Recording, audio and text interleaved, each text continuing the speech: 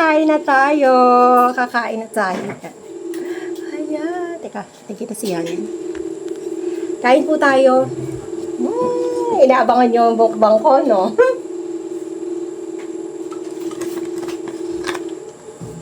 Ayan, umuusok pa guys. Nakikita nyo? Umuusok. Sarap niya. Konti na yung rice ko. Ito yung rice na tagbe-20. Sinangag ko siya.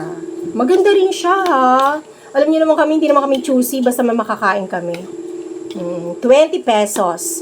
So, binili ko 10 kilo.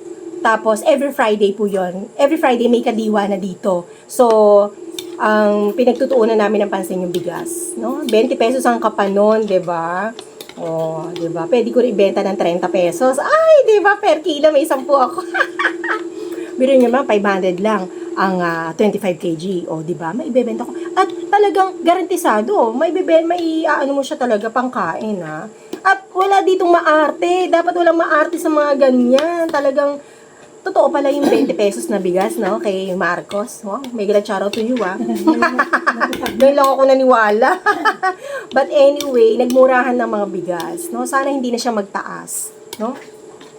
At ito yung gulay, 'di ba? Sabi ko nga, simple lang na na pagkain pero masaya at from the bottom of my heart sa pagmamahal ko magluto para sa kanila, bay masarap to. Ano si Ogang, kain na muna, ang init kasi guys, kaya hindi ko agad malapang no? Ayan, medyo hilaw pa yata. Ay hindi, okay na siya, masarap siya. Lagyan ko siya sa tanghon. Diba? Masarap siya. Hindi ko pa, tikman, masarap na. Siyempre, luto ko to. Tikman natin. Diba? Magic sarap. Tapos, may pork cubes. So, masarap siya. Kain na rin yung mama ko. Sarap. Wala na itong partner na pirito. Magastos.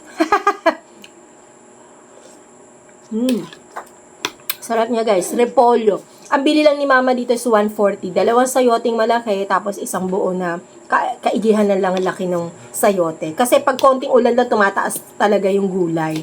Pati mga sahog. Ngayon pa, magde-December, ber na. Nako, asahan niyo yan. Mataas na mga gulay niyan, guys. Diba? Alam na ng mga tindera yan, eh. Minsan nga, ginto. Naranasan ko yung nagbenta ako, 20 pesos ang isa ng sibuyas. No? Huwag ka na magsibuyas na lang. Pero siguro sa pagkakataon na ito, wala nang ganon, di ba?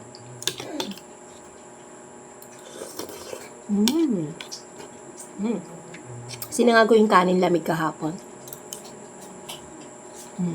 Lagyan ko siya ng konting asin, konting paminta. Masarap na. Hinalo ko yung kasi ang ulam namin kagabi is yung putlong, tsaka itlog. May natira. Hinalo ko dito. 'Di ba? Parang fried rice with chubachurni. Diba?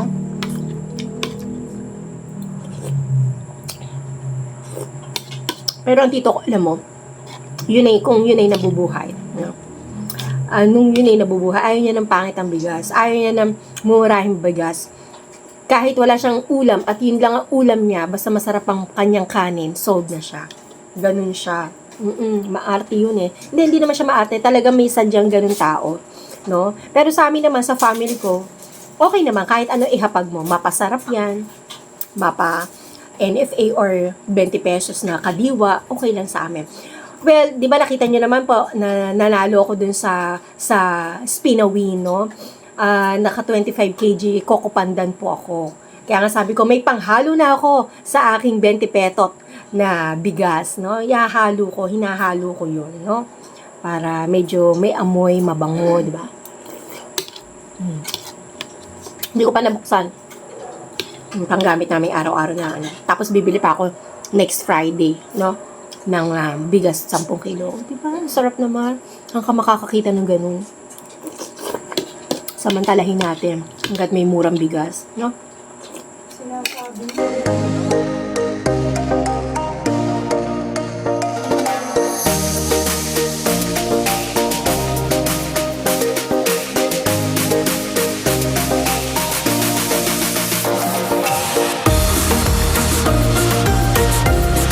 guys, tapos na akong kumain. More in gulay yung kinain ko. Saka, alam niyo naman ako, pagkaluto ko, kailangan kakainin ko na sa harap ninyo, di ba? Ganun si Ogam. Ayan, guys, nakaraos na naman tayo ng isang content natin, no? Ang ating nilutong mix sayote with repolyo with sotanghon. Di ba? Masarap siya, guys. Minsan try nyo rin po. Kahit ano na lang ngayon di ba? Pwede mo na lutuin. Well, alright guys, marami pong salamat sa inyong panonood sa akin. At hopefully, nakasubscribe na kayo. At kung hindi pa, syempre, subscribe lang po tayo. Share and like. At salamat po sa lahat na nagsusupport kay Ogang. Thank you so much. I love you all. Hanggang sa muli po. See you on my next vlog. Bye! Di ba? Busog na ako. Alright, bye!